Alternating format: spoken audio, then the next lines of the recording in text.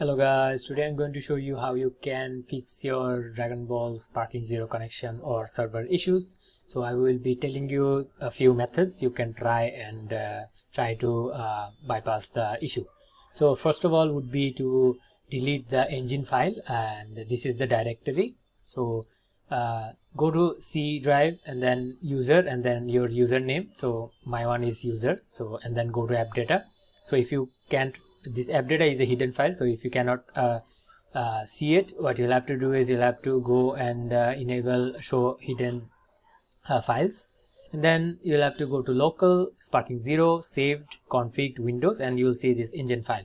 So this is your profile file. So you'll have to, if you delete this, your progression and settings will be deleted. So first of all you can make a backup of it, and then you can delete this file.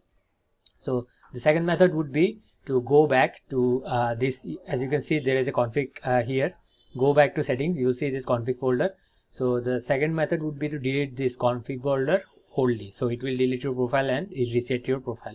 So after that, what you can try is you can try to flush your DNS. To do that, run your command prompt as administrator, and then you'll have to write ipconfig //flush DNS and press enter. So after that, what you can do is you can do another method, which is to configure your Google DNS.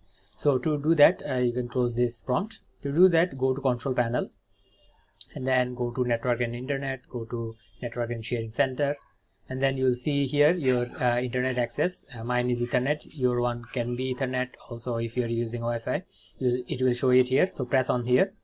So from here you'll go to properties, and then you'll see internet protocol version 4, which is IP4. Press on that and go to properties, and then here at the bottom you'll see this DNS. So choose this, use the following DNS server address, and then you'll have to, in the preferred DNS server, you'll have to write 8888 and then 8844 in the alternative DNS server. So 8888 in the preferred and in the alternative 8844.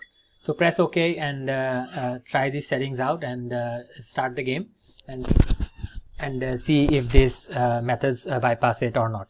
If all these methods doesn't help you, what you can do is you can restart your router or restart your PC or restart your Wi-Fi or Ethernet connection, and try to see if it resets the connection and help you bypass the error or not. So that was all for today guys. Thank you for watching. Take care. Bye bye.